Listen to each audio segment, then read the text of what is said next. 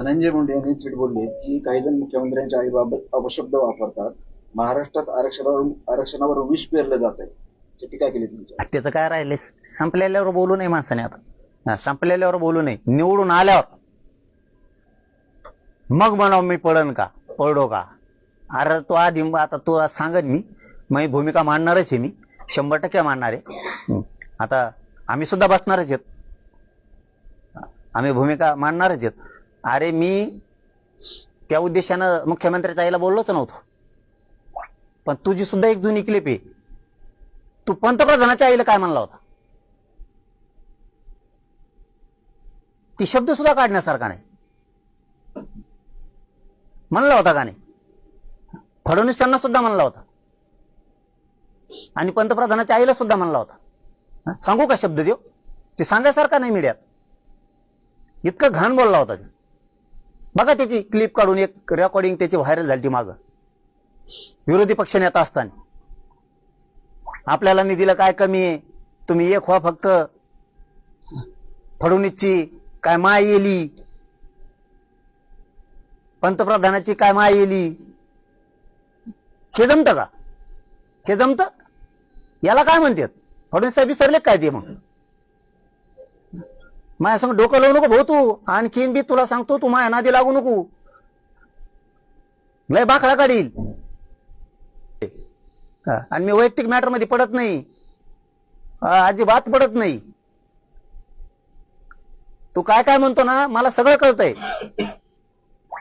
तुमच्यावरती तुम्ही नेतेगिरी करता, तुम्ही मराठ्यांचे खुन करता म्हणून तुमच्यावर बोललेलो आहे, हे लक्षात ठेवा. मी तुमच्या वैयक्तिक मॅटर मध्ये कधीच पडलो नाही. तुमचे वैयक्तिक सुद्धा मॅटर आले. आपण डायरेक्ट सांगितलं आपण वैयक्तिक मॅटर मध्ये पडत नाही. माझ्या दम आहे त्यांना समोरासमोर खेटायचा. बाईच्या आडून वार नाही करत मी कधी तुमच्यावरती. फार तुम्हाला 4-5 दिवसाच सांगतो. त्याचीच बायको आली होती, मला साथ द्या म्हणलं. मी कौटुंबिक याच्यात पडत नसतो. तुमचं तुम्ही तुमचं बघून घ्या.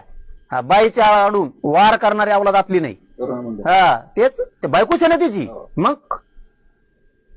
त्या करोना मुंडे कोण आहेत? त्या 4 दिवस झाली इथे येऊन गेलेले. त्यांनी सांगितलं मला साथ द्या, माझ जवळ लागण ते. मला हे बोलायचं नव्हतं. त्यांच्या कुटुंबावर कधीच बोललो नाही आम्ही. त्यांनी चूक केली म्हणून तुमच्यावर बोललो. तुमच्या कुटुंबावर कधीच बोललेलो नाहीत. पण तू जर तसे आरोप माझ्यावर लावित असला ना, तू काय कोणता दादा भादा लागून गेला नाही. तू माझ्या नादी लागू नको. आता 4 दिवसापूर्वी त्याची बायको येऊन गेली. त्यांनी सांगितलं लागण ते माझ्याजवळ. जाहीर सांगतोय मीडिया समोर आहे. सरळ सांगितलं बाईच्या आडून गेलं पण आपण गोळ्या मारित नसतो. आपल्यात खेटायची हिंमत आहे, समोरासमोर खेटल. पण असं खोटं नाही करत. तुमचा कौटुंबिक वाद आहे, तुमचा वैयक्तिक विषय आहे. तुम्ही तुमचं आपलं वैयक्तिक तुम्ही तुमचं बघा. वैयक्तिक कुणाच्याही मॅटरमध्ये आपण पडत नाहीत. कुणाचे 40 लफडे असू नाही तर 50 असू, वैयक्तिक याच्यात आपण कधीही पडत नाही. हे संस्कार आहेत आमच्यावरती. तो यासारखे नाहीत असे. दिलं काढून दिलं त्यांना. विचारून घे, फोन लावून बोलत असला तिला तर काढून दिलं का नाही. माझ्या जागेवर दुसरा असता तर म्हणला असता काढा उकरून याचा. आता द्यायला तयार येते ना, ती जुळतो लय गाबाळी म्हणती ती.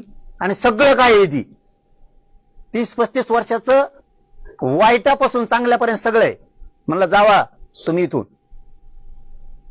आम्ही बाईच्या आडून वार नाही करत.